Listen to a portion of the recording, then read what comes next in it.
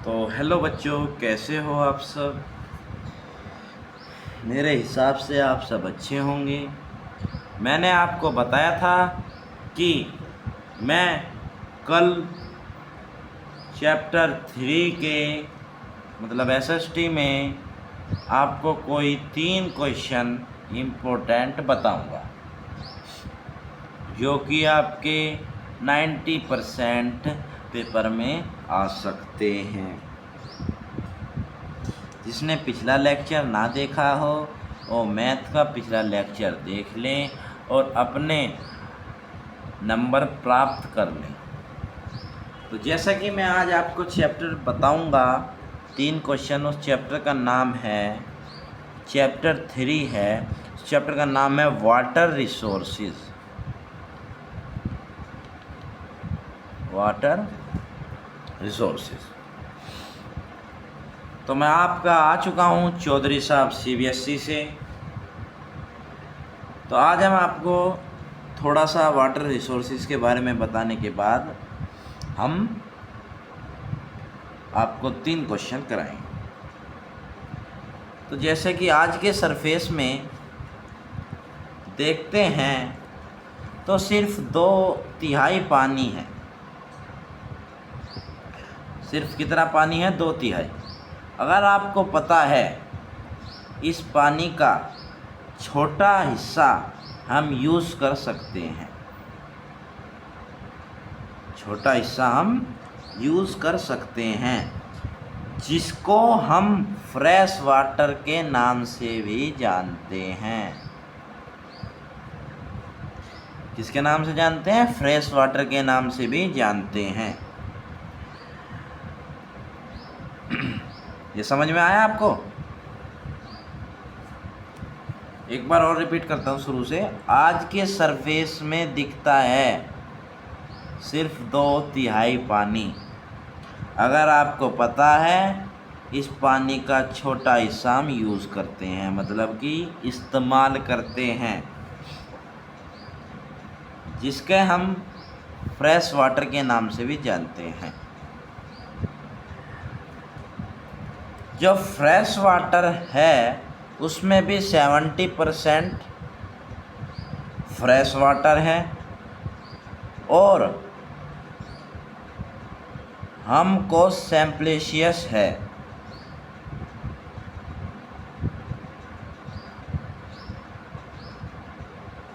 और 30% जो हमें एक्स्ट्रा बचा हुआ दिख रहा है वो हमें रिवर और ग्राउंड वाटर में देखने को मिलता है। ह्यूमन अपनी एक्टिविटीज़ से लगातार ख़राब करते जा रहा है। क्लास 10th के ज्योग्राफी का एक चैप्टर है वाटर रिसोर्सेज। वो हमें ये बताता है कि किस तरीके से हम इस वाटर को कंज़र्व कर सकते हैं और प्रॉपर मैनेज कर सकते हैं। ये बात मैंने आपको समझ आई हो तो चैनल को लाइक सब्सक्राइब करें। अगर समझ में नहीं आई तो कमेंट में मुझे ज़रूर बताना।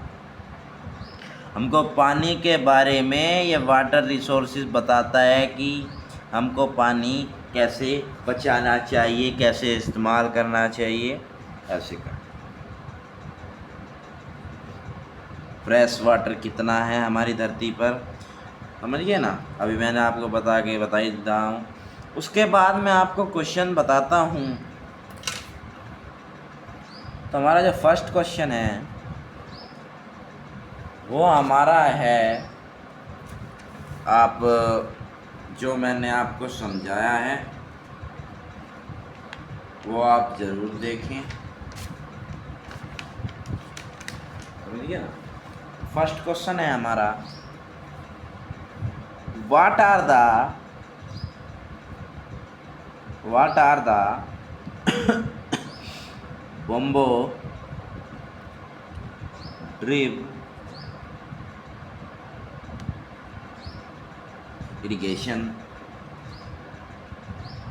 What are the factor of it? Factor of 8। समझ में आया? इसमें बताना है कि बम्बो ड्रिप इरिगेशन क्या होता है। तो हम इसमें मैं अपनी तरफ से आंसर लिखवाऊंगा, सिंपल लैंग्वेज में लिखाऊंगा, ज़्यादा हार्ड नहीं लिखवाऊंगा। तो मैं इसमें अपनी लैंग्वेज में लिखवाऊंगा तो आपको बहुत ही आसानी होगी याद करने में, क्योंकि मैं हार्ड लैंग्वेज नहीं लिखवाऊंगा, क्योंकि आप उसको याद करने में थोड़ा वक्त भी लगेगा और समझने में भी वक्त लगेगा। तो मैं सिंपल क्वेश्चन आंसर लिखूंगा। Bamboo drip irrigation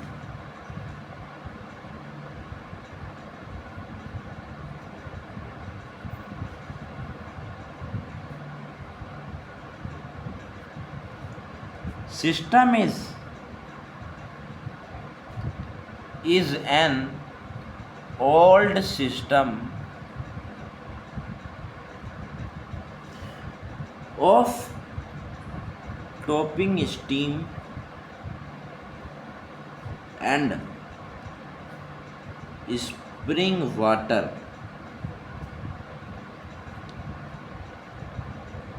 by in bamboo pipe।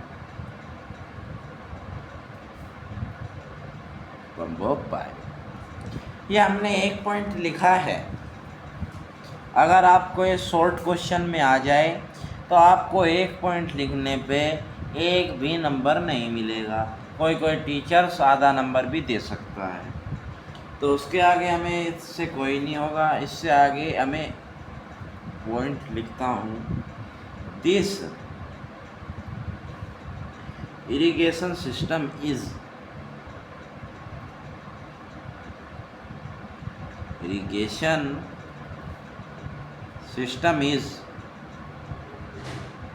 अगर आपको मेरी राइटिंग समझ में ना आए तो मैं आपको बोल के भी बता रहा हूँ, आप बोल के भी अपनी कॉपी में लिख सकते हैं।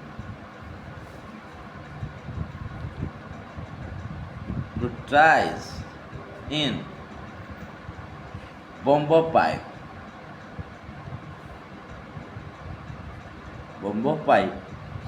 are to prevent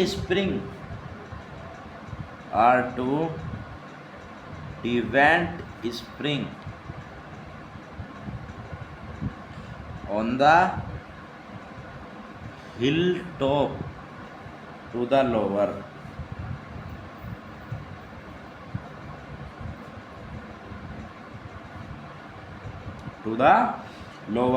reach by gravity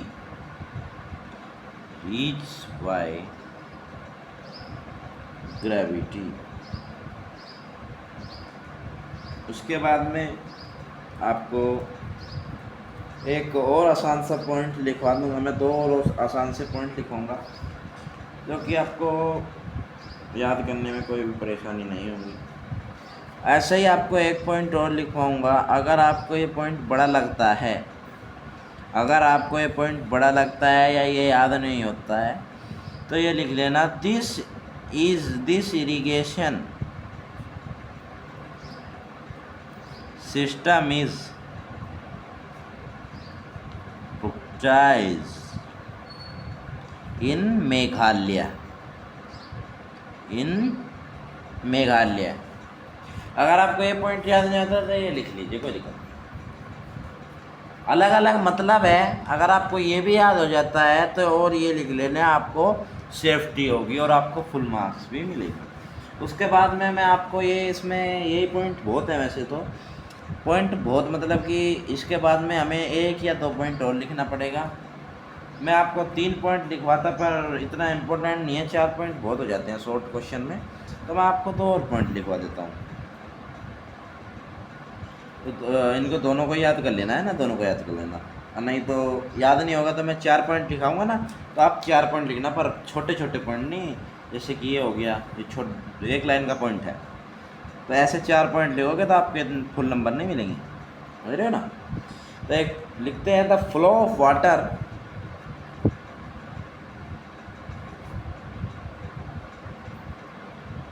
into the pipe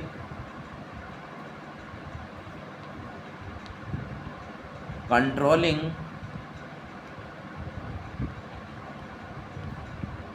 of pipe position,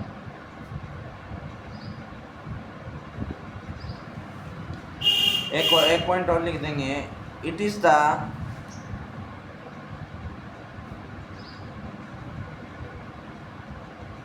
important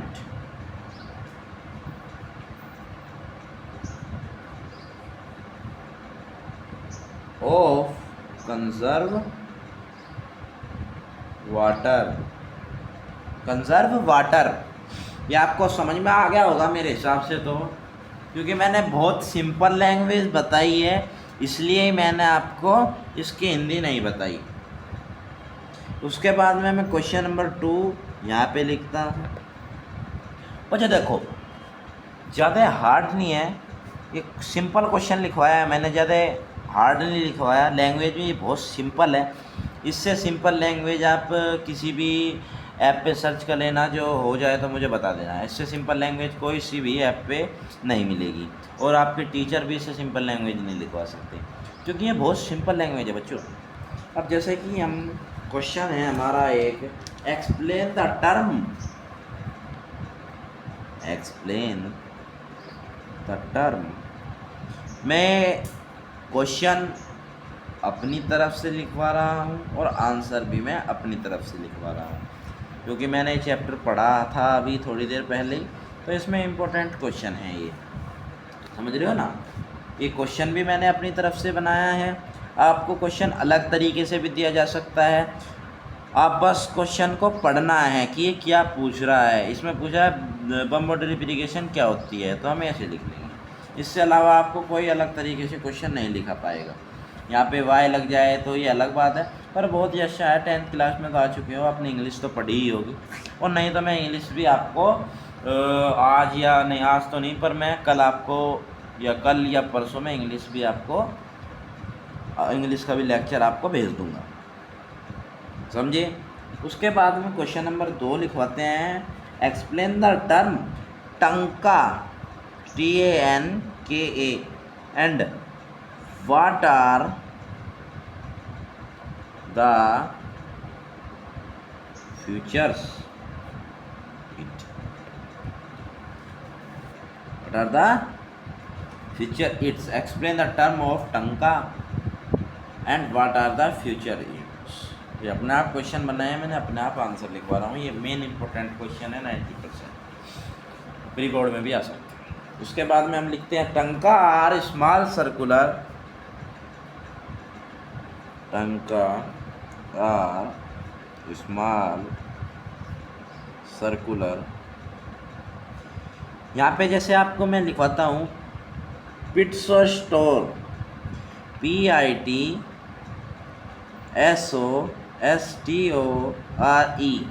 PITSOSTORE, pits to stores rain water, rain water. अब हम सेकंड पॉइंट लिखवाते हैं, there are the built in the season,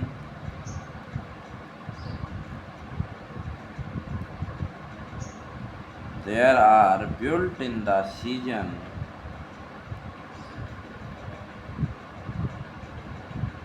bracket में लिख लेंगे सीजन, सेमी एसिड रीजन, तो कहावत बन गई, built in the season semi acid region, कोई नहीं, रीजन। उसके बाद and acid reason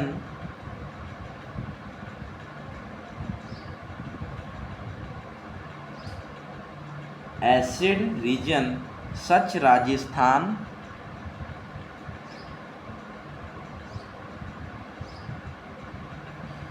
Bikaner, BIKANER,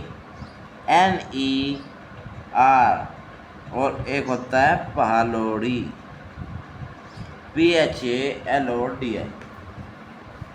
question hard नहीं है। They are the built in the season semi acid region and acid region which acid region such Rajasthan Bikaner Phalodi. समझिए। हम third question यहाँ पे लिखते हैं, पॉइंट लिखेंगे। इसमें एक पॉइंट है बड़ा, आप याद कर सको तो ये याद कर लेना, मैं लिख रहा हूँ। They are built inside main on the built inside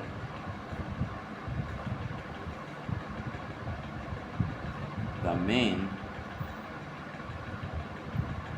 on the court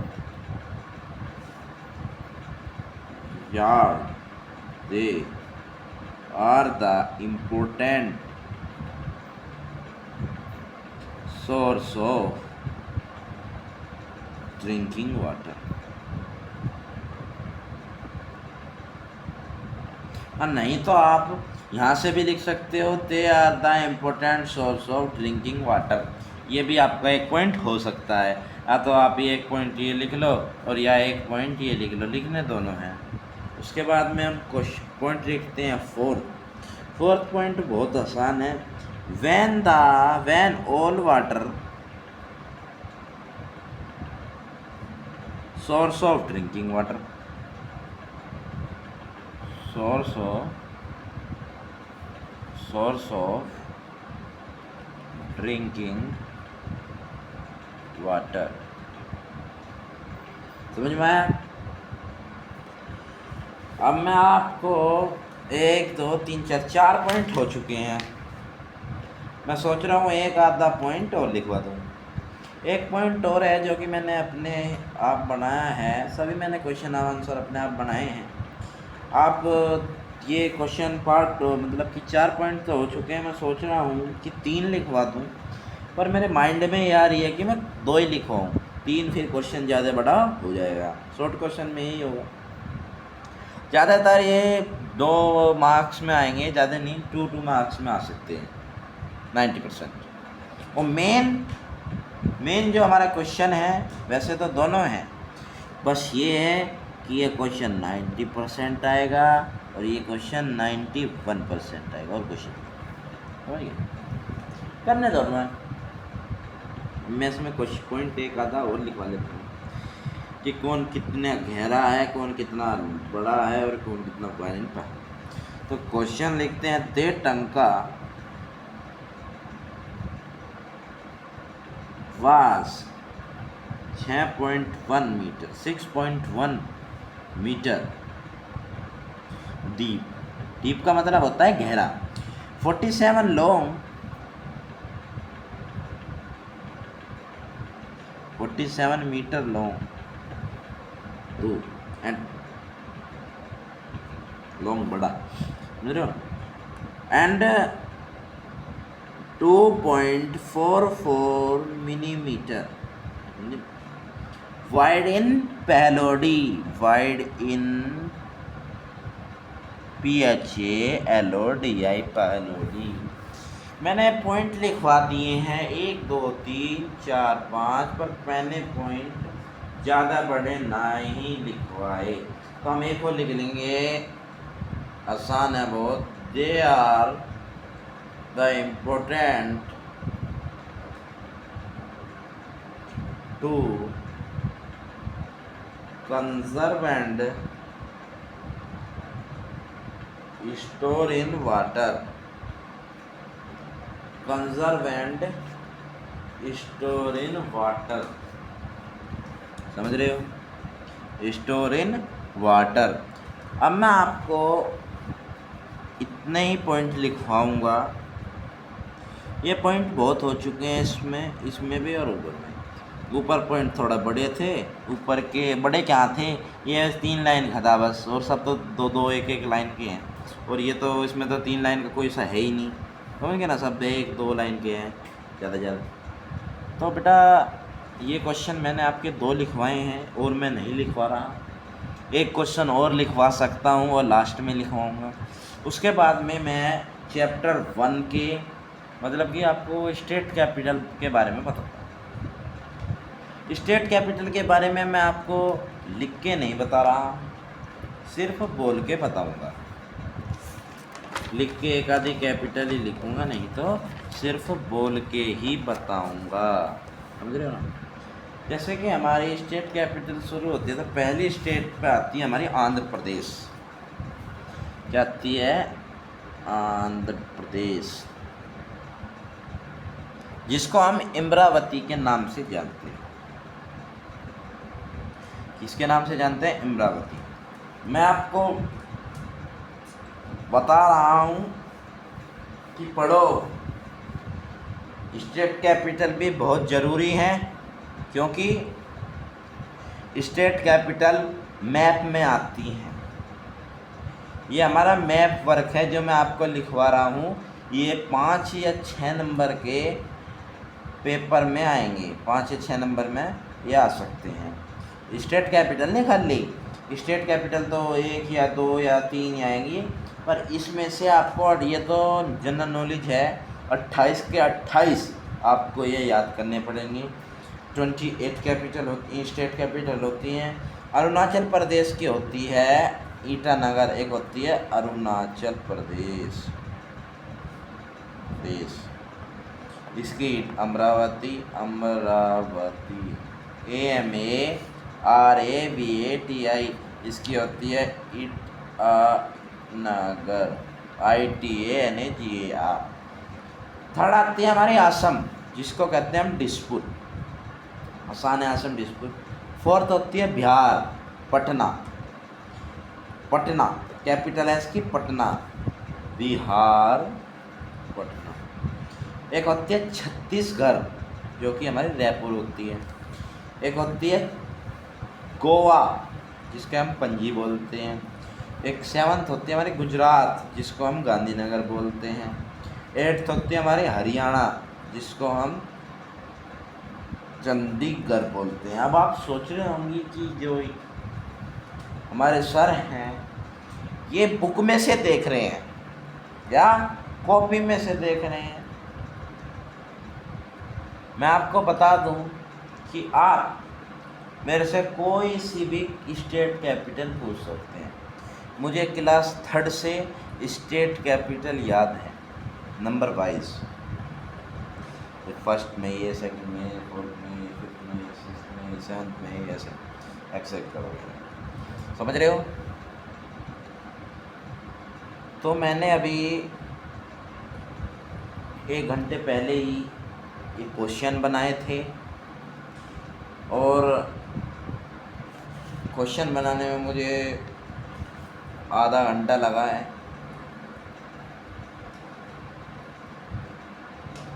क्योंकि पूरा चैप्टर 3 पढ़ा है, उसके बाद में मैंने 1-2 क्वेश्चन इम्पोर्टेंट बनाए हैं। उसके बाद में हमारी आ जाती है हिमाचल प्रदेश, जो कि हमारी शिमला है। झारखंड आ जाती है, जो कि हमारी रांची है। कर्नाटक आ जाता है, जो कि हमारी बेंगलुरु है। मध्य प्रदेश आ जाता है, जो कि हमारी भोपाल है। और महाराष्ट्र आ जाता है, जो कि हमारी मुंबई है। 1 मिनट रुको, मैं कॉपी में लिख के आपको दिखाता हूँ। 1 सेकंड, कॉपी में लिख के आपको दिखाता हूँ। ये देख लीजिए, मैंने अभी कॉपी में लिखी है। तो कॉपी में लिखने के बाद मैंने आपको ये यहाँ पे आपको दिखा दी। ये देख लो कि ये मेरी 6th क्लास की हैंड राइटिंग है। ये 6th क्लास की कॉपी है मेरी, जो कि मेरी अब तक संभाल के रख रखी है। तो देखिए, ये लिख रही मेरी स्टेट कैपिटल। आप इसका स्क्रीनशॉट भी ले सकते हैं ना, तो मैं बोल के पढ़ाऊँगा ही। हम आ रहे थे, कहाँ पे आ रहे थे, मैंने हिमाचल प्रदेश भी बोल दिया, झारखंड, कर्नाटक भी बोल दिया था, मध्य प्रदेश से चलो करते हैं। मध्य प्रदेश का होता है भोपाल, महाराष्ट्र का होता है मुंबई, मणिपुर का होता है इम्फाल, मेघालय का होता है शिलोंग, मिज़ोरम का होता है एजुअल, AIZAUL, नागालैंड का होता है कोहिमा, उड़ीसा का होता है भुवनेश्वर। भुवनेश्वर को आपको पता ही हो, बॉलिंग करता है ना, भूमि, इसको हम प्यार से बोलते हैं भूमि, तो उसको भुवनेश्वर ऐसे याद कर लेना आप। पंजाब को हम बोलते हैं चंडीगढ़। अब सर बोल रहे होंगे कि सर इसकी भी कैपिटल चंडीगढ़ है और सर हरियाणा की भी कैपिटल चंडीगढ़ है। तो बेटा हरियाणा पंजाब की कैपिटल एक ही है, समझ गया ना। राजस्थान को हम जयपुर कहते हैं, सिक्किम को हम गंटोक बोलते हैं, तमिलनाडु को चेन्नई। ये हमारी जो है इधर जो लिख रही हैं ये स्टेट हैं और इधर जो लिख रही हैं ये हमारी कैपिटल हैं। उसके बाद में हम पंजाब को बोलते हैं चंडीगढ़, राजस्थान को जयपुर, सिक्किम को गंटोक GANGTOK, तमिलनाडु को हम चेन्नई बोलते हैं, तेलंगाना को हम हैदराबाद बोलते हैं, त्रिपुरा को आगरतला बोलते हैं, उत्तर प्रदेश की तो आपको पता ही होगी जिसको हम लखनऊ बोलते हैं, बहुत से इसमें उत्तर प्रदेश के होंगे। उत्तराखंड को हम देहरादून, केरला को बोलते हैं हम तिरुवनंतपुरम, क्या बोलते हैं त्रिवनंतपुरम, THIRUVANTHAMPURAM।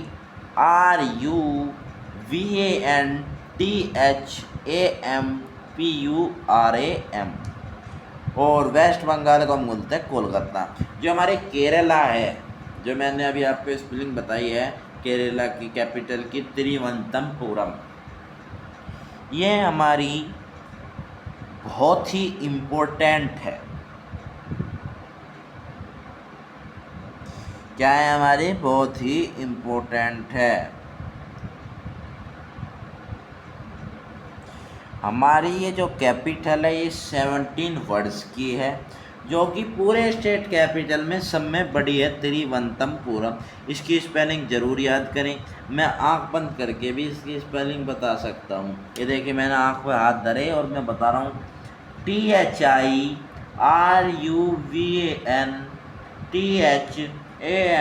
और पूरम की तो आपको पता ही है PURAM। तो ये स्पेलिंग बहुत ही मेन है और ये ज़्यादातर पेपर में देते हैं, क्योंकि बच्चे क्या करते हैं इसमें स्पेलिंग गलत करते हैं ना, इसमें क्या करते हैं स्पेलिंग गलत करते हैं। अब इसके बाद में हमारी चैप्टर 1 में आती है। वैसे अब हम चैप्टर 3 के बारे में बताएंगे, वाटर रिसोर्सेज, जो कि मैप वर्क है। अभी बताता हूँ, एक सेकंड। तो जैसे कि हम आपको बताएंगे चैप्टर 3 के मैप वर्क के बारे में, जो कि हम पहले हमारा आता है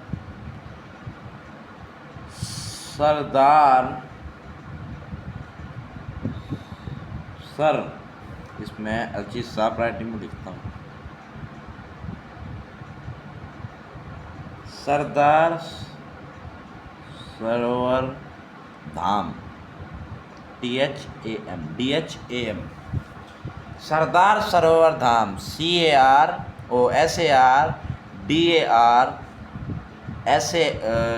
सरदार, उसके बाद SARVOUR सरोवर, और DHAM धाम की किताब पे आती है। तो आप सोच रहे हैं कि सरदार आ गया है तो ये कहाँ पे होंगी, पंजाब में, पर ये बिल्कुल गलत है। ये सरदार सरोवर तो धाम पूछ रखा है, इसमें पूरा पढ़ते हैं सब। धाम कहाँ पे है? धाम है हमारा ये बेटा गुजरात में, ये आपके प्री बोर्ड, यूटी टेस्ट और बोर्ड में भी आ जाते हैं। ये आपको तो इसमें मैं आपको कुछ नहीं बता सकता, क्योंकि ये आते हैं। इसमें कोई भी ज़्यादा नहीं है। इसमें एक मिनट, इसमें 7-8 कुल हेडिंग है, 7-8 कुल है, 7-8।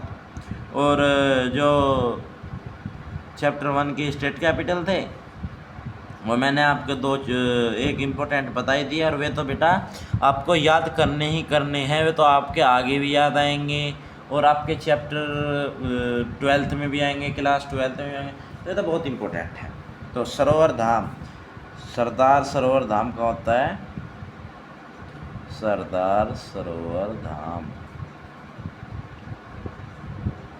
ये होता है बेटा हमारा गुजरात। और फिर हमारा आता है बाखरा नंगल धाम। बाखरा नंगल धाम, स्पेलिंग लिखो BHAKRANAGAL, बाखरा नंगल, और DHAM धाम की आपको आती है। अभी आप ये सोच रहे होंगे ये कहाँ होगा? बेटा ये होता है पंजाब में। कहाँ होता है? पंजाब में। ये आपके बोर्ड में आते हैं ये आपके बोर्ड में। तो मैं सभी चैप्टर के ये कराऊंगा, पर आज मैं कुल 3 चैप्टर के ये कराऊंगा, समझ रहे हो ना। इस चैप्टर में ये दे रखा है। उसके बाद हमारा आ जाता है टुंगा बाखड़वा धाम। टुंगा बाखड़वा, ये बेटा हमारा होता है कर्नाटका। कहाँ होता है? कर्नाटका। बेटा ये ज़रूर याद कर लेना, ये बहुत इम्पोर्टेंट है आपके लिए। ये आपके 6 नंबर में आते हैं मैप पर, और बहुत 4, 5, 6, 7 हेडिंग है कुल हर चैप्टर में। जल्दी जल्दी याद कर देना। तो वैसे तो चैप्टर 1 तो सबको ही याद होगा। उसके बाद हमारा आता है हीराकुंड। हीराकुंड, हीराकुंड की स्पेलिंग लिखो HIRAKUND। और हीरे की तो आपकी स्पेलिंग आती ही होगी, क्योंकि हीरा बेटे हीरा बेटे हीरा बेटे, ये तो आपको सुना ही होगा डायलॉग। इंस्टाग्राम तो चलाते हैं ना बच्चे वो तो। हीराकुंड हमारा होता है बेटा कहाँ पर? उड़ीसा में। हीराकुंड हमारा उड़ीसा में होता है, अब बताए उड़ीसा में। उसके बाद हमारी आती है राणा प्रताप। राणा प्रताप सागर धाम। उसके बाद हमारा होता है सलल प्रोजेक्ट धाम।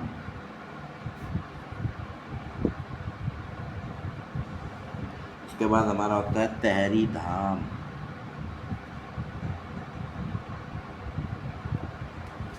समझे ना। फिर हमारा यहाँ पर ही ये एंड हो जाते हैं,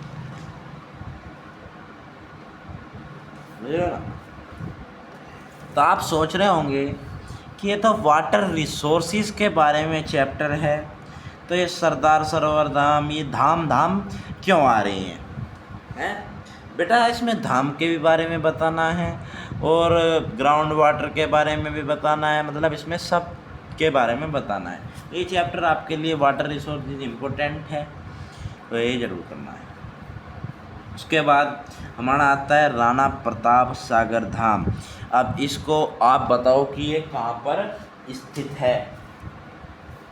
कहाँ पर स्थित है? तो आपको ये बताना है जल्द से जल्द। चलो मैं आपको 2 मिनट का टाइम देता हूँ कि आपको ये 3 मुझे बताओ जल्दी।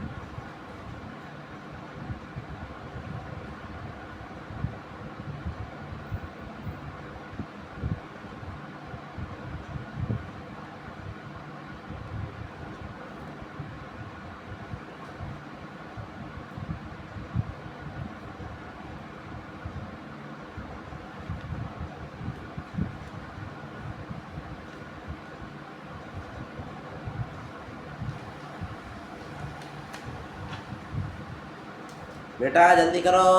आप ये सोच रहे होंगे सर तो गए, अब कॉपी पेन लेने का क्या फ़ायदा।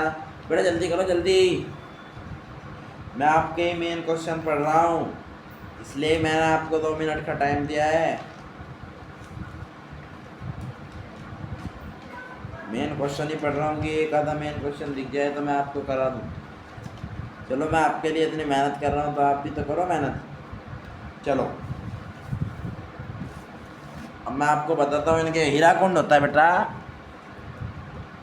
उड़ीसा में, राणा प्रताप सागर धाम होता है हमारा राजस्थान।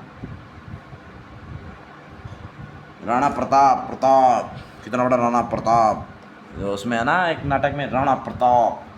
एक सलल प्रोजेक्ट धाम ये होता है हमारा बेटा जम्मू कश्मीर। होता है जम्मू कश्मीर। स्पेलिंग बताते हैं, राणा प्रताप की तो आप पे आती होगी, सागर धाम की भी आप पे आती है। और सलल प्रोजेक्ट धाम की बता देता हूँ, SALAL PORJECT प्रोजेक्ट, और DHAM धाम, ये जम्मू कश्मीर में होता है। तहरी धाम आपका कहाँ होता है?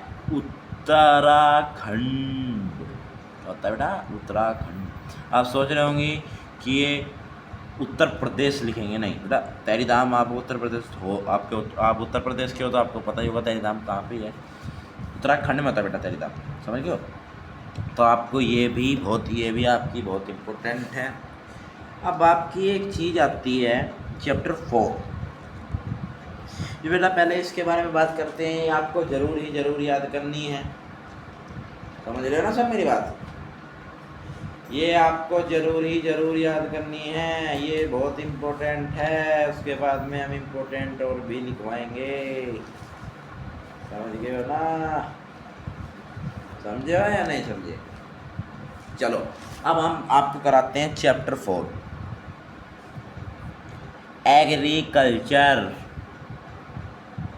एग्रीकल्चर के बारे में आप जानते ही हैं, तो मुझे पता नहीं कि क्या ज़रूरत है। तो हमको इसमें ये बताना होता है, मैप वर्क ही बताऊंगा इसमें चैप्टर 4 में, मैं क्वेश्चन आंसर बाद में बताऊंगा। जो हमारा एग्रीकल्चर चैप्टर है, इसमें मैं आपको मैप वर्क कराऊंगा, जैसे कि गेहूँ कहाँ होते हैं, चावल कहाँ होते हैं, और जी गंडा क्या, गंडा बोलते हैं गाँव में, गांडा, इसको गन्ना मतलब शुगर कैन, ये कहाँ होती है। और जो टी है मतलब चाय पत्ती है, ये कहाँ होती है। कॉफ़ी है, ये कहाँ होती है। सिल्क है, कहाँ होती है। कॉटन है, कहाँ होती है। जूट है, कहाँ होती है। तो मैं आपको यही बताऊंगा। तो जो हमारा है इसको हम इंग्लिश में लिखेंगे वीट, क्योंकि ये इंग्लिश ही चैप्टर है। वीट प्रोड्यूसिंग स्टेट, जिसको हिंदी में समझना हो तो वीट का मतलब गेहूँ है। प्रोड्यूसिंग स्टेट, कौन से स्टेट में होते हैं, कौन से स्टेट में मतलब इनकी खेती होती है।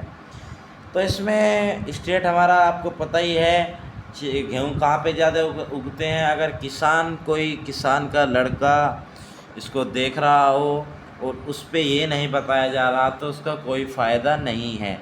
ये तो शहर के भी बताते हैं। ये होता है बेटा पंजाब और हरियाणा में, पंजाब और हरियाणा में होते हैं। अब आपको ये भी पता होगा कि चावल कहाँ होते हैं, राइस प्रोड्यूसिंग स्टेट, एक ही बात कहाँ होते हैं ये।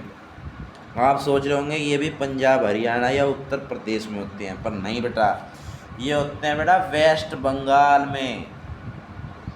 कहाँ पर होते हैं, वेस्ट बंगाल में। तीसरा हमारा आता है पल्सेस प्रोड्यूसिंग स्टेट। पल्सेस हमारे होते हैं मध्य प्रदेश, एमपी लिख सकते हैं, मैं एमपी लिख देता हूँ, पर इसको याद करना है आपका, मध्य प्रदेश।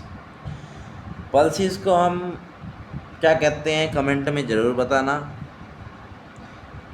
फिर उसके बाद आता है रगी, RAGI प्रोड्यूसिंग स्टेट। ये हमारा होता है बेटा कर्नाटका।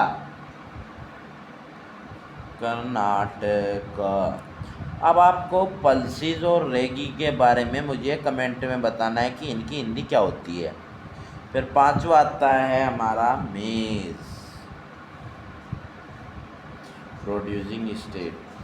अब सोच रहे होंगे कि सर इसके भी बारे में ये कह देंगे कि सर पे आता नहीं है कि ये भी उसमें बताओ। नहीं बेटा, ये मैंने जानबूझ के दिए हैं कि आपको कुछ पता भी है या कुछ नॉलेज आपको बिल्कुल नहीं है। मेज को कहते हैं मक्का। अब आप बताओ कि मक्का कहाँ पे होती है। मक्का होती है बेटा बिहार में। आप सोच रहे होंगे बिहार में ज़्यादा चावल होते हैं, नहीं, बिहार के चावल ज़्यादा खाते हैं, होते नहीं हैं वहाँ चावल, वहाँ होते हैं मक्का सब में ज़्यादा। अब छठा हमारा आता है गांडा, मतलब कि शुगर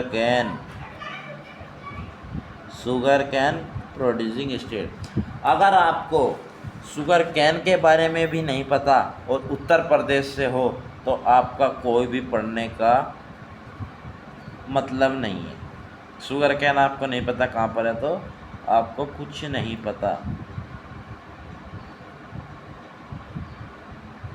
ये हमारा होता है उत्तर प्रदेश में गंडे।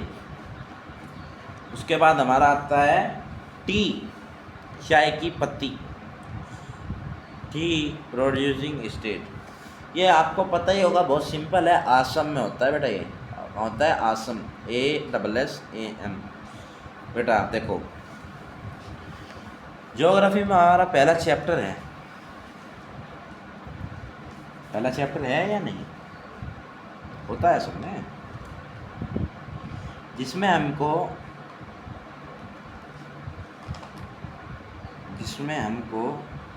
स्टेट कैपिटल लिखनी होती है। अब हमें स्टेट कैपिटल याद नहीं होंगी तो हम ये कैसे कर पाएंगे? स्टेट कैपिटल याद नहीं है तो कैसे कर पाएंगे भाई, बताओ कैसे कर पाओगे तुम? पंजाब की स्टेट कैपिटल नहीं पता, हरियाणा की नहीं पता, इन दोनों की तो होती है चंडीगढ़, ठीक है। MP की भोपाल। कितने आसान आसान है, मुझे सारी याद है, मैंने कब 3rd क्लास में पढ़ी थी, मुझे अब भी ये याद है। बिहार, पटना, उत्तर प्रदेश, लखनऊ, आसिम, दिसपुर, ये इतनी आसान है। और फिर आता है हमारा 8th आता है कॉफ़ी प्रोड्यूसिंग स्टेट। ये बेटा हमारी होती है कर्नाटका में। कॉफ़ी का जो पाउडर आता है, जो कि आप दूध में मिला के पीते हो, ये होती है बेटा कर्नाटका में, समझ रहे हो ना। अब हमारा आता है रबर, RUBBR प्रोड्यूसिंग स्टेट। अब आपको इसकी हिंदी बतानी है, रबर की हिंदी क्या होती है। मैंने आपको ज़्यादा वर्क नहीं दिया, इन 3 की हिंदी कमेंट में बताने को करा है, तो आप ये बतानी है, नहीं तो मैं कल लेक्चर नहीं गिरूँगा अगर आपने एक ने भी इसकी हिंदी नहीं बताई रबर की। और पीछे क्या था, एक रेगी की और एक क्या की दी थी हमने, एक दी थी हमने पल्सिस, एक पल्सिस की दी थी, समझ ना बेटा। तो रबर को कहते हैं बेटा हम केरला। रबर कहाँ पे होते हैं? केरला में होते हैं बेटा, केरला में होते हैं रबर। फिर आता है हमारा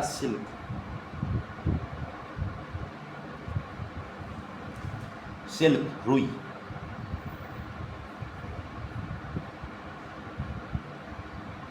वेस्ट बंगाल में होता है,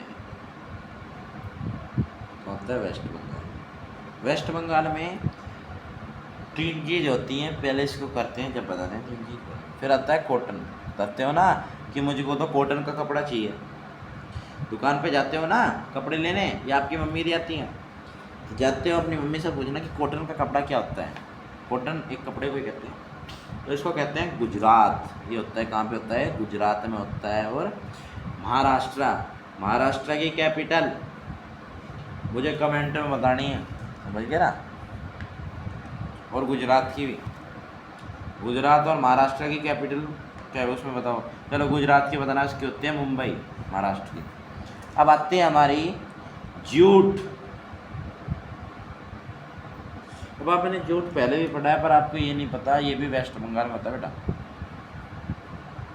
अब आपको ये नहीं पता कि ये जूट क्या होता है। ये जूट क्या होता है? जूट बेटा ये बोरी होती है ना, बोरी जिसमें गेहूँ गाले जाते हैं, उसको बोरी बोलते हैं। बोरी जैसा ही कपड़ा होता है जिसको हम जूट बोलते हैं, जूट। ये बेटा वेस्ट बंगाल में होता है। वेस्ट बंगाल में 3 चीज़ पैदा होती है। एक तो हमारा जूट, जिसको हम बोरी जैसा कपड़ा बोलते हैं, बोरी मान लो। एक होता है हमारा सिल्क, जो कि हमारी रुई है। और एक हमारा होता है, क्या होता है बताओ? एक हमारा होता है चावल, जो कि हमारे वेस्ट बंगाल में। कर्नाटक में 2 चीज़ होती हैं, एक तो हमारी होती है कॉफ़ी, और एक हमारी होती है, एक ही चीज़ नहीं, एक हमारी होती है रेगी। एक हमारी क्या होती है, रैगी होती है कर्नाटका में, और एक होती है हमारी क्या होती है, आवाज़ नहीं आ रही, आवाज़, एक होती है हमारी रैगी, एक रैगी और एक कॉफ़ी, ये दो होती है। और वेस्ट बंगाल में मैंने आपको बताया है, एक राइस होते हैं जो कि चावल होते हैं, एक सिल्क होता है जो कि हम रुई बोलते हैं, और एक जूट होता है जो जिसको मैंने आपको बताया है बोरी जैसा कपड़ा होता है, उसको हम सिल्क बोलते हैं। उसके बाद हमारी ये 3 चीज़ें क्लियर हुई, हमारी ये 3 चीज़ें क्लियर हुई या नहीं हुई है भाई? कुछ पूछ रहा हूँ मैं, भौंक रहा हूँ यार? चलो मैं एक क्वेश्चन और लिखवा देता हूँ, चलो नहीं,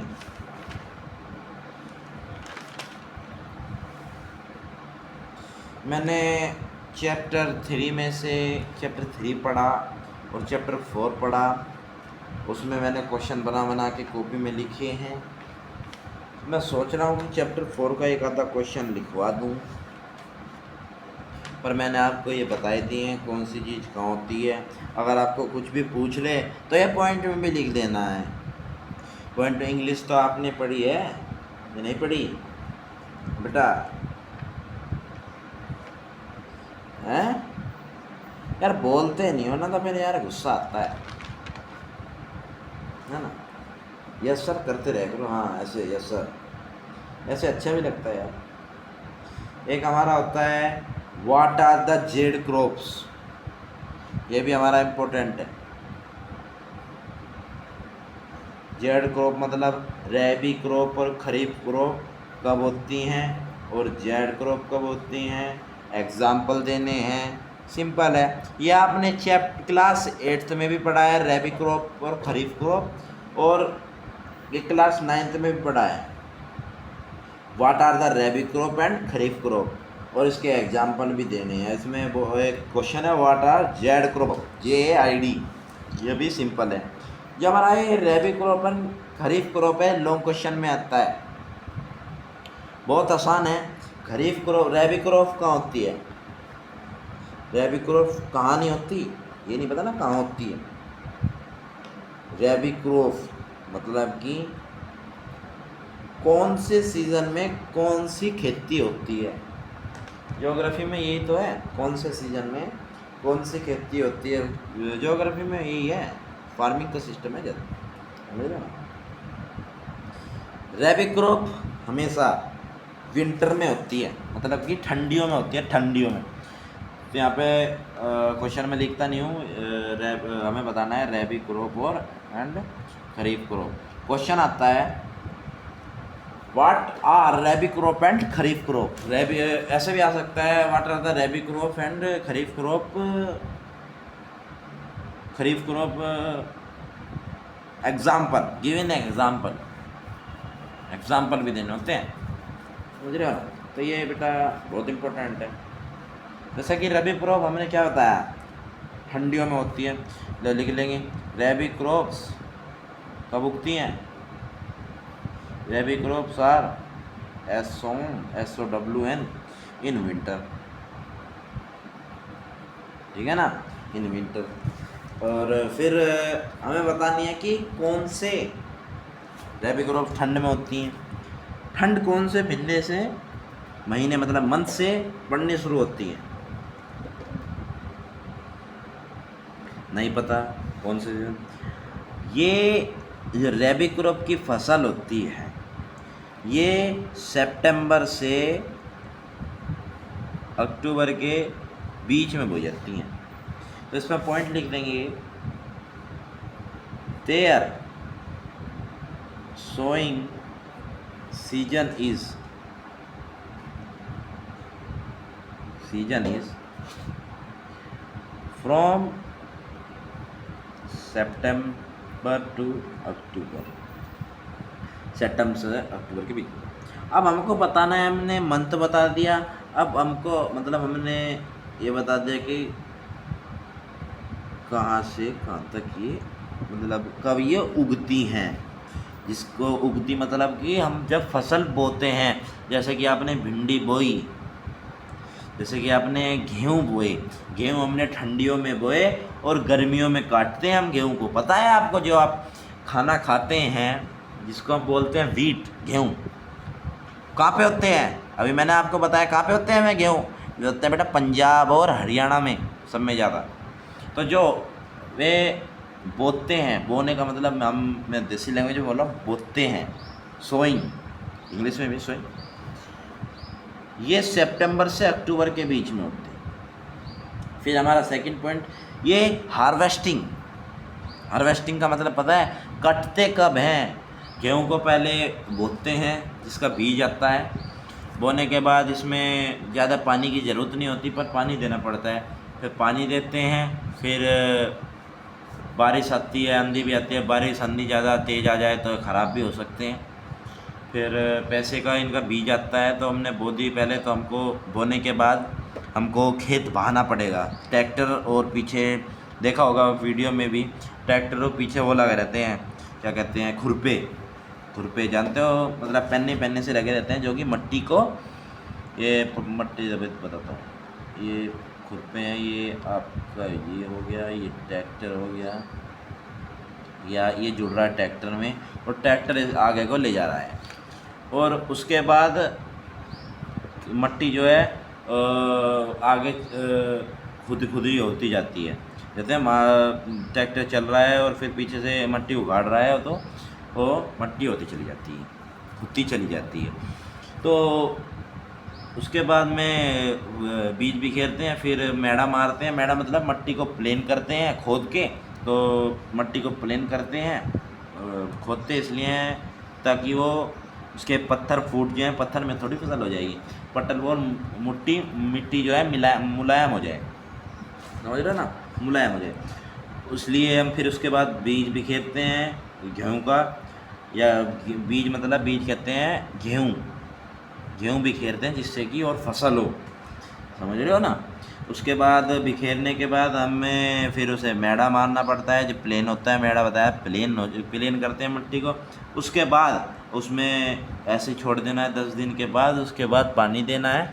उसके बाद आपकी बड़े बड़े पेड़ होंगे, जो कि आपके अप्रैल मई तक जाके वे गेहूँ पकते हैं, समझ रहे हो ना। सितंबर में वही, सितंबर, अक्टूबर, नवंबर, दिसंबर, जनवरी, फरवरी, मार्च, अप्रैल, मई, अप्रैल और मई में जाके कटते हैं। सितंबर में बोओगे तो अप्रैल में कटेंगे, अक्टूबर में बोएंगे तो काय में कटेंगे, मई में कटेंगे। तो ये कटते कब हैं? ये कटते हैं अप्रैल और मई में। They are harvesting. हार्वेस्टिंग का मतलब कटते कब हैं। Season is April and May. Example हमने आपको बता ही दिया है, क्या, गेहूँ, वीट। ये जो गेहूँ है, वीट, ये ठंडियों में होते हैं और गर्मियों में अप्रैल और मई के सीज़न में ये कटते हैं। और जब काटने की मशीन आती है, इसको काटते हैं, लीवर काटते हैं, जिसने वो काटता है। उसके बाद में ये मशीन में निकलते हैं।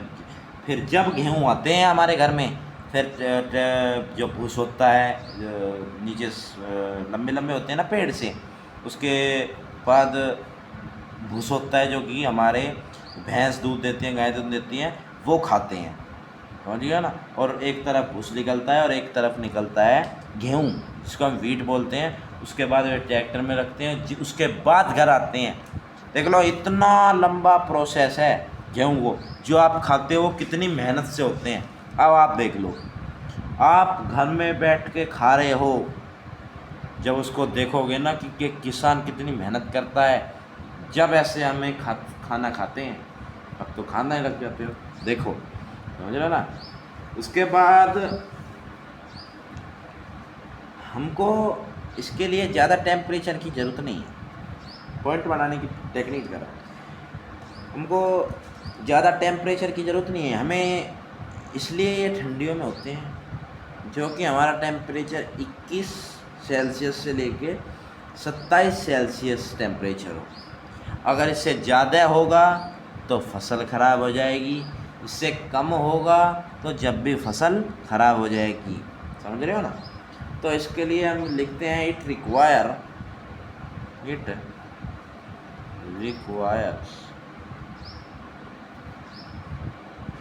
21 सेल्सियस, सेल्सियस को सी लिख देंगे, टेम्परेचर, एक मिनट, एक सेकंड, सीधे बैठने दो, लिख देंगे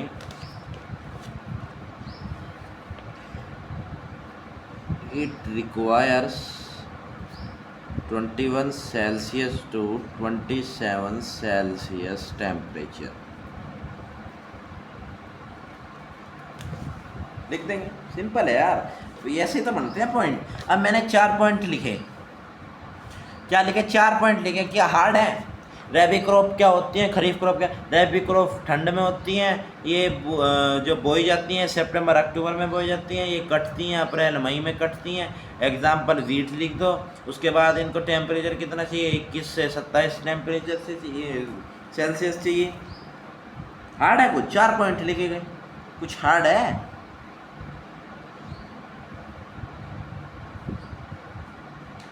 एक पॉइंट और लिख लो आसान सा, it requires 100 centimetre annual rainfall, बारिश। कितने आसान आसान पॉइंट है यार।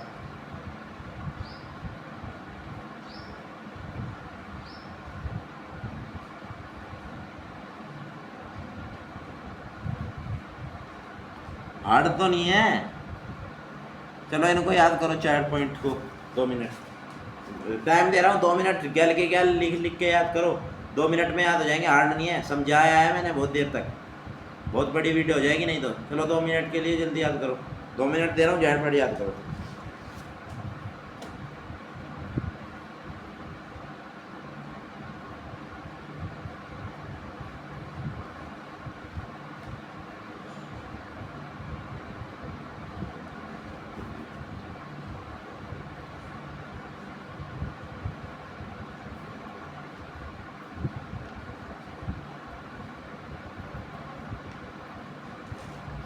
चलो बहुत देर कर लिया, बाद में कर लेना, वीडियो ज़्यादा लंबी हो जाएगी तो मैं और पॉइंट लिखवा देता हूँ।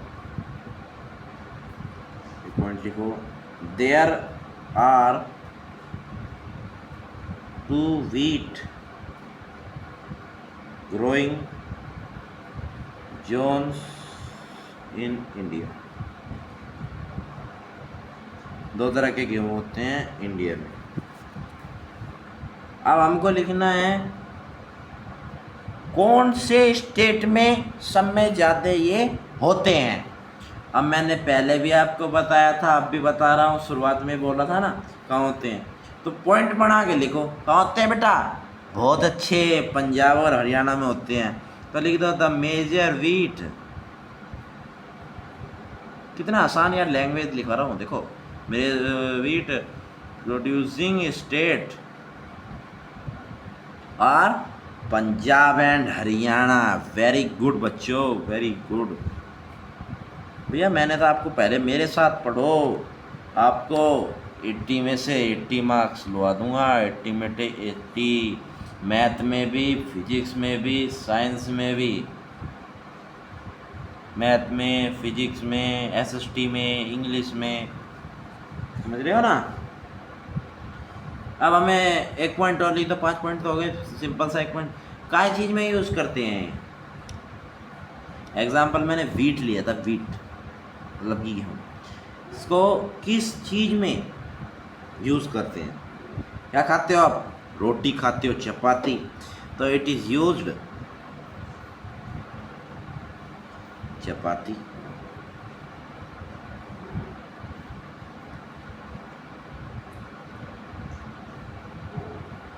चलो 1 मिनट रुको, मैं अभी आ रहा हूँ, 1 second.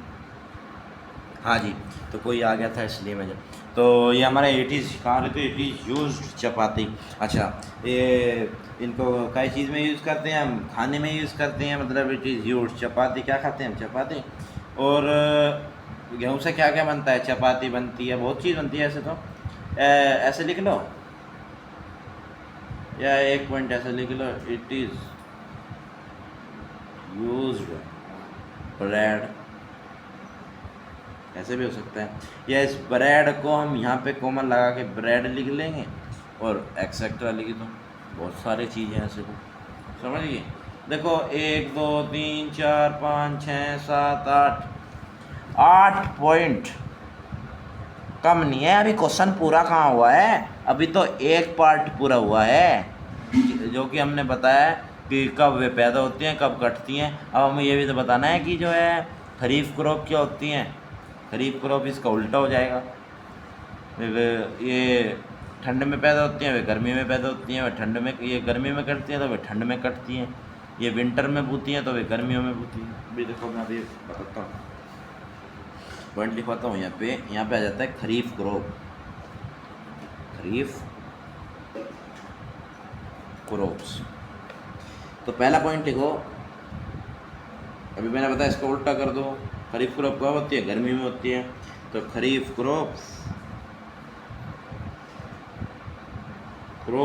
Are grown in summer. Hard है, ग्रोन इन समर। एक लिखो, वे ये कब होती थी? ये सितंबर अक्टूबर में होती थी। इसका उल्टा, ये कब कटती थी? अप्रैल मई में। तो ये कब होएंगी? Sowing season is April and May. Their sowing season है अप्रैल एंड मई। ये कब बोई जाएंगी, मतलब कब ये होएंगी? ये अप्रैल और मई में होएंगी, मतलब कि ये गर्मी में होएंगी। वे गर्मी में कटती थी, उनकी कंप्लीट फसल हो जाती थी, उसके बाद हो जाती थी, और ये अप्रैल मई में बोती हैं। मतलब कि गेहूँ बोने के बाद दूसरी चीज़ बोती है, वो मैं आगे आपको बताऊंगा, जो कि है गेहूँ बो जाते हैं, अप्रैल मई में कट जाते हैं, फिर अप्रैल मई के बाद खेत को बाया जाता है। फिर बोता है हमारा राइस, जिसको हम बोलते हैं चावल, जो हमारा कटता है ठंड में। वो मैंने दिखाया था, बताया था सितंबर और अक्टूबर में इसमें होया है। रबी क्रॉप में ये बोया जाता था और ये कटता है। मतलब कि ये मान लो जब ये बोता है अप्रैल मई में बोया, सितंबर अक्टूबर में ये कट गया। फिर सितंबर अक्टूबर के बाद फिर सितंबर अक्टूबर में बोता ही है, सितंबर अक्टूबर में बोया और जो है अप्रैल मई में कट गया। ऐसे चलता रहता है। उसके बाद यहाँ पे लिख लेंगे their harvesting season is September to October. Example लिख लो, राइस, जिसको चावल बोलते हैं। चावल को मुंजी बोलते हैं। मुंजी पहली बार आपने वर्ड सुना होगा, मुंजी, जो बोलते हैं। इसमें बहुत पानी चाहिए, बहुत। इसमें पानी नहीं चाहिए इतना। इसमें ये मान लो इसमें 10% पानी चाहिए, तो इसमें चाहिए 99%। ये देख लो, धरती आसमान का फ़र्क चावल और गेहूँ में। धरती आसमान का फ़र्क है भाई। जो करता है वो उसे पता रहता है। इनको टेम्परेचर चाहिए, इनका temperature, it requires more than 27 Celsius temperature. वो अपने पढ़ के ही अब पता चल गया, हो गया। इसमें तो 21 से 27 तक इसके बीच में चाहिए। इसको 27 से आगे ही चाहिए। अगर 27 से कम हुआ तो फसल खराब हो जाएगी। इसको 100 मीटर एनुअल रेनफॉल चाहिए। इसको इट रिक्वायर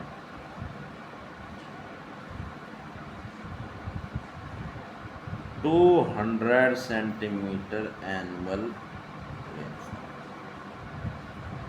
मतलब कि इसको 50% पानी चाहिए तो इसको है 100% चाहिए, समझ गए ना।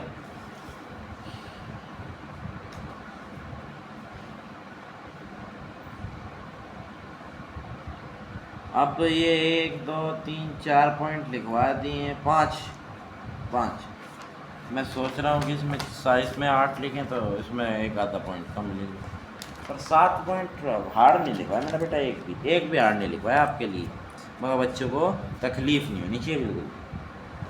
उसके बाद हम अपना पॉइंट लिखाते हैं, इंडिया इज सेकंड लार्जेस्ट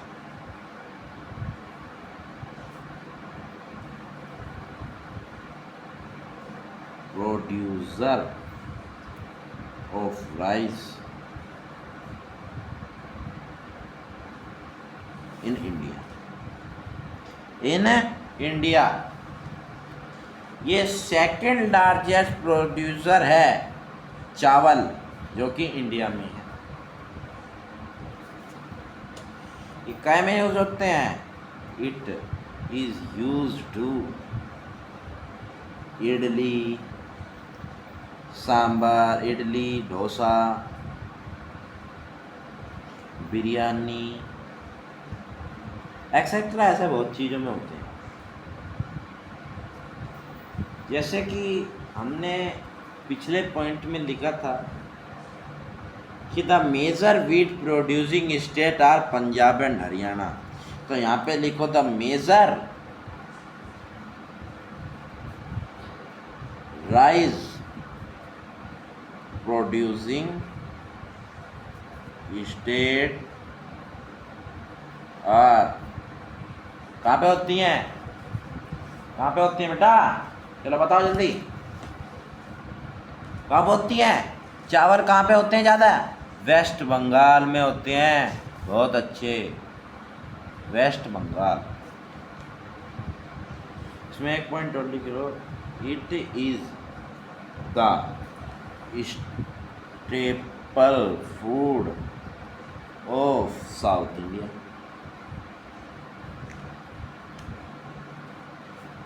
ये चैप्टर 4 का इम्पोर्टेंट क्वेश्चन है, जो कि हमारा चैप्टर 4 है एग्रीकल्चर। हमने आज क्या पढ़ा, हमने आज कुछ नहीं पढ़ा। हमने पहले तो हमने एक सेकेंड, पहले हमने आते ही जब स्टार्ट करा था चैप्टर 3 के वाटर रिसोर्सेज के बारे में मैंने आपको थोड़ा समझाया। उसके बाद मैंने 2 क्वेश्चन कराए जो कि 90% चांस है। फिर उसके बाद मैंने आपको स्टेट कैपिटल या लर्न कराई जो कि मेन इम्पोर्टेंट है, ये हर चैप्टर में काम करेंगी। जैसे इसमें करा कोई, सब इसमें करा, इसमें करा, इनमें करा, हर चैप्टर में पॉइंट बनाने में बहुत काम आएंगे ये बेटा, क्वेश्चन आंसर बनाने में बहुत काम आएंगे, छोटी छोटी चीज़। ये तो आपको ज़्यादातर याद होगी स्टेट कैपिटल। फिर उसके बाद में हमने क्या पढ़ा, ये भी मैप वर्क था, ये भी मैप वर्क पढ़ा हमने, ये पढ़ा चैप्टर 3 का, चैप्टर 3 का पढ़ा। सरदार सरोवर धाम का होता है गुजरात में, बाखरा नागल धाम पंजाब में, टुकानावड़ा धाम कर्नाटक में, हीराकुंड धाम उड़ीसा, राणा प्रताप सागर धाम राजस्थान, सलाल प्रोजेक्ट धाम जम्मू कश्मीर, तहरी धाम उत्तराखंड। ये हमारे कितने हैं, 3 और 3 6 और 1 7, ये हमारे 7 हैं कुल। सब में क्या है, सब में स्टेट्स है नहीं है, ये ज़रूर याद करनी है, ये ज़रूर आती हैं पेपर में बेटा, ज़रूर मैप में आती हैं। फिर हमने चैप्टर 4 एग्रीकल्चर के बारे में थोड़ा बताया आपको, जो कि चावल कहाँ पैदा होते हैं, गेहूँ कहाँ पैदा होते हैं, और जी मक्के के दाने कहाँ, शुगर कैन मतलब गन्ने कहाँ पैदा होते हैं, चाय पत्ती कॉफ़ी पाउडर कहाँ पैदा होता है, कॉटन सिल्क जूट रबड़ कहाँ पैदा होती हैं, मतलब कि कहाँ इनकी खेती सब में ज़्यादा होती हैं, समझ रहे हो ना। जैसे ये हरियाणा पंजाब, ये वेस्ट बंगाल, ऐसे मैंने आपको इस क्वेश्चन में भी एग्जांपल दे दिया है, जो कि इसमें वीट और राइस के बारे में हमने इसमें थोड़ा बताया है। खरीफ क्रॉप कब होती हैं, रबी क्रॉप कब होती हैं। ये क्वेश्चन 8th में भी आया, 9th में भी आया, 10th में भी आया। देख लो ये इम्पोर्टेंट कितना होगा, समझ गए हो। फिर इसके बाद में हमने ये क्वेश्चन कराया है। बस क्या पढ़ा है, चैप्टर 3 के बारे में थोड़ा सा पढ़ा है, चैप्टर 4 के बारे में थोड़ा सा बताया, और स्टेट कैपिटल थोड़ी सी पढ़ी है।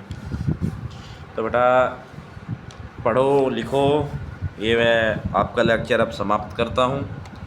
ये 1 घंटे 10 मिनट का हो चुका है।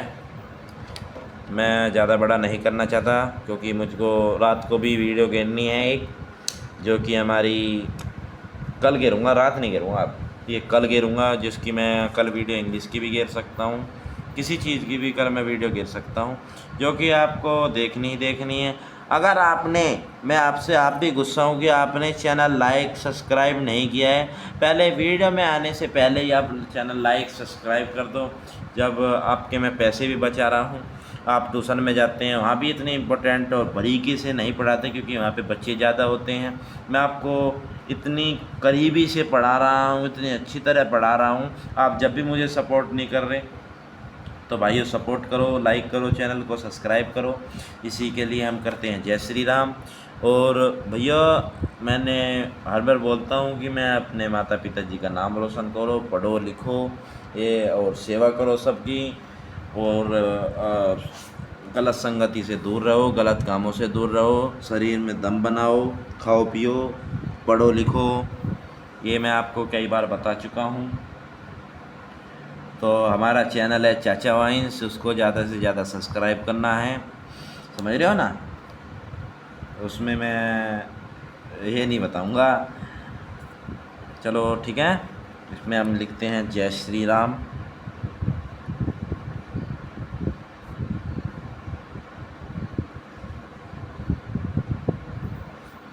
तो बाय गाइस, अब मिलते हैं हम कल। आपको चैनल को लाइक सब्सक्राइब करना ना भूलें, और इस पे ज़्यादा से ज़्यादा व्यू बढ़ाएं, और सब अपने सभी दोस्तों को शेयर भी कर दें, ताकि वे भी नंबर ला पाएँ। और दोस्त वही होता है जो आपको कामों में काम में मदद करे और आपका सपोर्ट करे, आपके बुरे वक्त में काम आए। नहीं तो कोई भी दोस्त ऐसा नहीं होता है जो आपके अपने दोस्त का बुरा चाहता हो। तो सभी वीडियो को करें, दी एंड करते हैं, और सब अपने दोस्तों को ज़रूर भेजनी है। जब भी भला होता है जब दूसरा कोई किसी का भला करता है, अपने दोस्तों को ज़रूर भेजनी है। तो बाय गाइस, फॉलो सब्सक्राइब करना ना भूले। जय श्री राम।